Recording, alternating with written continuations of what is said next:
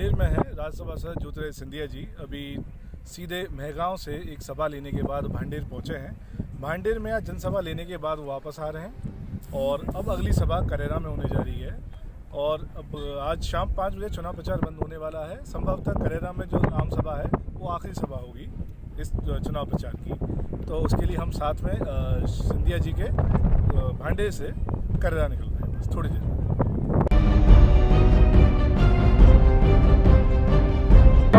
किस तरह अलग है, क्या लगता है? ये चुनाव मध्य प्रदेश के भविष्य का चुनाव है। जिस सरकार को जनादेश के आधार पर 2018 में बनाया गया था, जो सरकार पूरी तरह से भ्रष्टाचार में लिप्त हो गई, एक ऐसे मुख्यमंत्री का शासन रहा जिसने केवल स्वतः के बारे में चिंता की, वल्लभ भवन को भ्रष्टाचार का अड्डा बनाया। जितने भी वचन पत्र में आश्वासन दिए गए थे उनको इतिहास की रड्डी की टोकरी में डालने का काम किया। आज एक मध्य प्रदेश में भारतीय जनता पार्टी के नेतृत्व में, शिवराज सिंह जी के नेतृत्व में भारतीय जनता पार्टी की सरकार स्थापित है, जिसने 6 महीने में करके दिखाया है जो इन्होंने 15 महीने में नहीं करके दिखाया। चाहे किसानों की बात हो, फसल बीमा योजना की राशि दिलवाने की, चाहे प्रधानमंत्री किसान सम्मान निधि के साथ मुख्यमंत्री किसान सम्मान निधि की योजना जोड़ने की, महिलाओं के लिए कन्यादान योजना, लाडली लक्ष्मी योजना, नौजवानों के लिए मध्य प्रदेश में नौजवानों को हक दिलवाने की योजना, लैपटॉप की योजना। तो एक कल्याणकारी सरकार स्थापित है।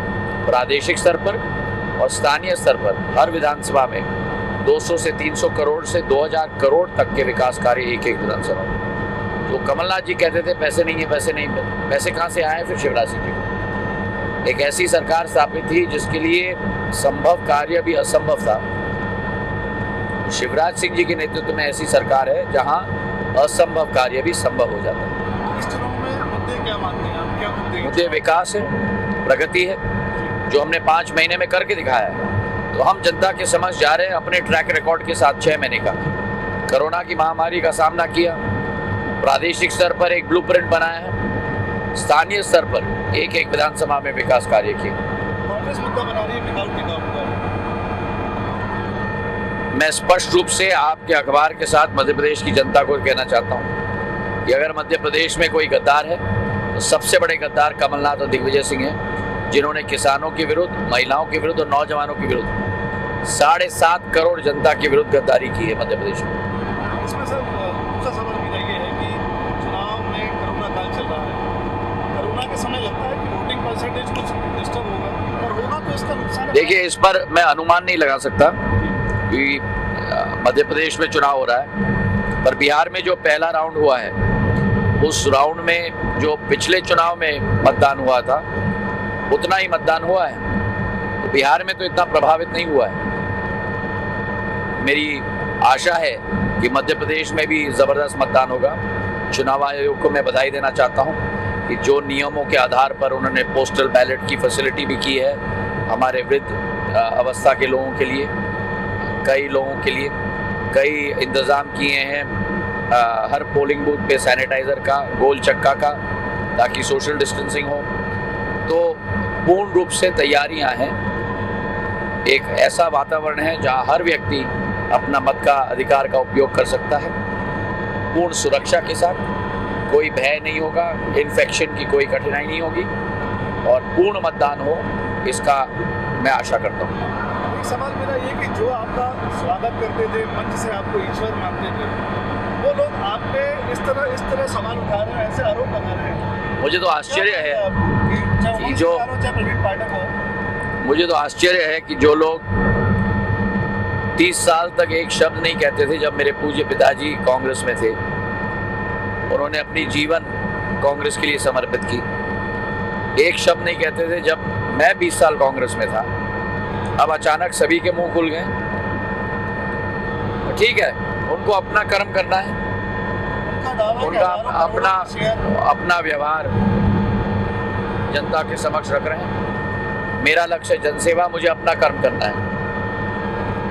जैसे मैं थोड़ा अध्यात्म में विश्वास रखता हूँ, जैसे अटल बिहारी वाजपेयी जी कहते थे जिंदगी में जो भी मिले वो भी सही, ये भी सही। चाहेंगे आप अपनी तरफ से?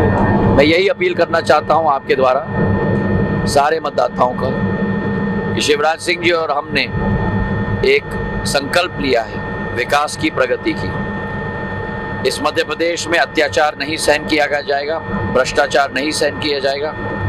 एक विकासशील, प्रगतिशील सरकार बनेगी। हमारे हाथों को आप मजबूत करें। भारतीय जनता पार्टी के प्रत्याशी को अपना अमूल्य मत प्रदान करके इस प्रदेश में एक मजबूत सरकार स्थापित करें, ताकि आपका भविष्य सुरक्षित हो पाए, आपका विकास हो पाए, आपकी प्रगति हो पाए। मेरी कामना सदैव आपकी भविष्य के लिए है, आपके विकास के लिए है, आपके प्रगति के लिए। आपका जनसेवक ज्योतिरादित्य सिंधिया। धन्यवाद। सरकार गिरी, राहुल गांधी जी आपके काफी करीबी मित्रों में से हमने देखा महल में कैसे साथ में रनिंग करते थे आपके, और आपकी मित्रता मतलब जग जाहिर है। ये जो घटनाक्रम हुआ, क्या आपको लिए कोई बात हुई, बात नहीं होती या जो आपने निर्णय लिया आपके साथ जो 22 विधायक आए जिनको पहले से किसी को पता था, इतना बड़ा घमासान जो तैयारी हो चुकी है? देखिए, मैं इतना ही कहूँगा कि मैं अपना जीवन वर्तमान और भविष्य में व्यतीत करता हूँ। कांग्रेस अब मेरे लिए अतीत हो गई है। मैं भारतीय जनता पार्टी का कार्यकर्ता हूँ। मैं अपना समय अतीत में व्यर्थ नहीं करना चाहता। और साथ मैंने एक डिग्निटी और साइलेंस मेंटेन किया है।